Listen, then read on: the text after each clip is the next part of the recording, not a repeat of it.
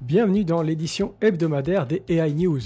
On va parler de Octopus V2, un modèle linguistique destiné aux appareils légers. Meta, de son côté, a annoncé le lancement du benchmark OpenEQA, destiné à évaluer la compréhension des espaces physiques d'un agent intelligent. Et enfin, xAI présente un aperçu de Grok 1.5 Vision. Générique.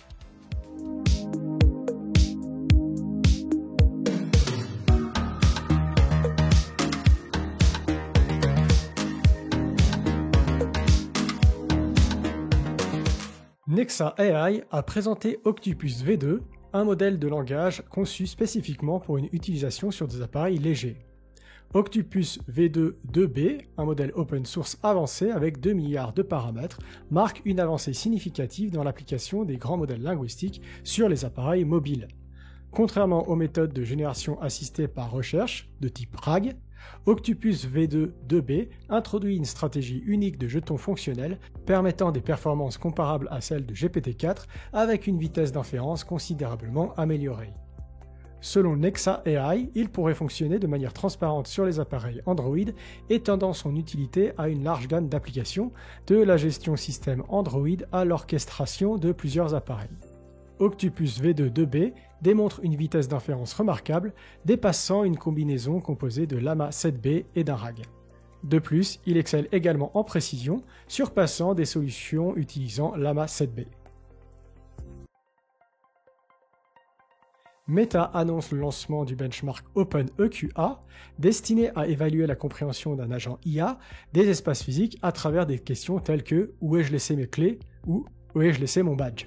Cette initiative vise à stimuler la recherche ouverte pour aider les agents IA à comprendre et à communiquer sur le monde qu'ils voient, une composante essentielle de l'intelligence artificielle générale. OpenEQA est conçu pour évaluer la capacité d'un agent IA à comprendre son environnement en lui posant des questions ouvertes.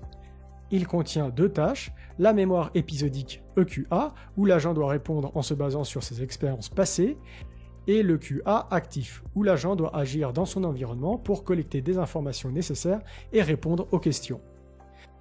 Cette démarche vise à créer un modèle du monde interne de l'agent qui peut être interrogé par le langage naturel.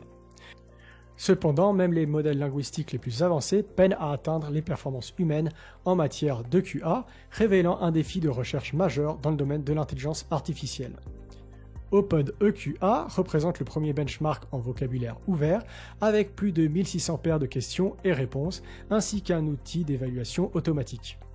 Les résultats montrent un écart significatif entre les performances des modèles VLM, Vision plus Language Models, actuels et celles des humains, en particulier pour les questions nécessitant une compréhension spatiale.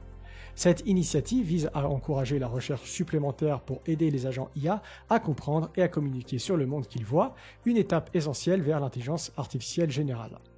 L'article scientifique est disponible, ainsi que le jeu de données. Le 12 avril dernier, xAI a présenté un aperçu de Grok 1.5 Vision, un modèle multimodal avancé. En plus de ses solides capacités textuelles, Grok peut désormais traiter une grande variété d'informations visuelles, notamment des documents, des diagrammes, des graphiques, des captures d'écran et des photographies. Grok 1.5 Vision sera bientôt disponible pour les premiers testeurs et les utilisateurs existants de Grok. Grok surpasse ses pairs dans le nouveau benchmark Real World QA qui mesure la compréhension spatiale du monde réel.